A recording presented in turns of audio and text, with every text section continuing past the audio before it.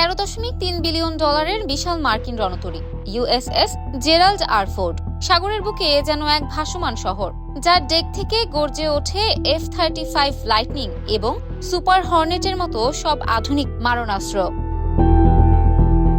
মধ্যপ্রাচ্যে, বিশেষ করে ইরানকে চাপে রাখতে বর্তমানে ভূমধ্য সাগরের গ্রিক উপকূলে অবস্থান করছে এই দানবীয় জাহাজ। 4,600 জন দুর্ধর্ষ ক্রু আর সেনা সদস্যের এই রণতরী শত্রুর মিসাইল ধ্বংস করতে ওস্তাদ হলেও বর্তমানে নিজেই ধরাশয়ী সামান্য এক টয়লেট পাইপলাইনের কাছে। ব্লুমবার্গ ও এনপিআর এর প্রতিবেদন বলছে, জাহাজের অত্যাধুনিক ভ্যাকিউম কালেকশন সিস্টেমটি সাগরের নোনা পানির সাথে খাপ খাইয়ে নিতে পারছে না, ফলে জাহাজের 450টি টয়লেট এখন অকেজো প্রায়। পরিস্থিতি এতটাই সঙ্গীন যে যুদ্ধের রণকৌশল সাজানোর বদলে নাবিকদের এখন প্রকৃতির ডাক সারতে 45 মিনিট লাইনে দাঁড়িয়ে অপেক্ষা করতে হচ্ছে। শত্রুর মনোবল ভাঙার মিশনে এসে মার্কিন নাবিকদের নিজেদের মনোবলই এখন তলানিতে।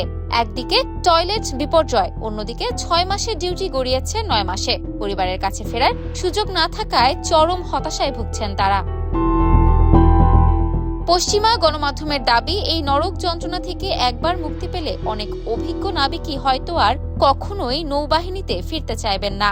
হাইফা বন্দরের দিকে জাহাজটির সম্ভাব্য যাত্রা এখন স্রেফ সমর কৌশল নয়, বরং টয়লেট সমস্যার সমাধানের তীব্র আকুতি।